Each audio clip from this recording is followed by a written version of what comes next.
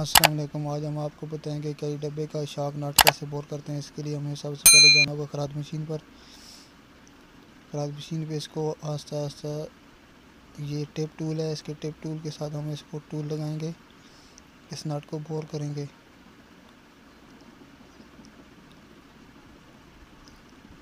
आस्ता आस्ता इसको आगे पीछे करके इसको टूल लगाएंगे। ये आप देख सकते हैं, हम इसको टूल लगा रहे हैं। ये हमारा नट बोर हो रहा है।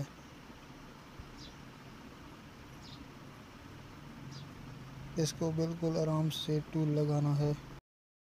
अगर आप इसको आराम से टूल लगाएंगे तो फिर ठीक है। अगर आप जल्दी के साथ इसके टूल लगाएंगे या फिर ये नट खोल जाएगा या फिर ये टिप टूल टूट जाएगी। बिल्कुल आराम से इसको टूल लगाना है। ये आप देख सकते हैं, बिल्कुल आराम से हम इसको टूल लगा रहे हैं। हम इसको बोर कर रहे हैं। ये बस तकरीबन हमारा नट बोर हो गया है, थोड़ा सा रहता है अभी। एक बार फिर हमने इसको टूल लगाना शुरू कर दिया है।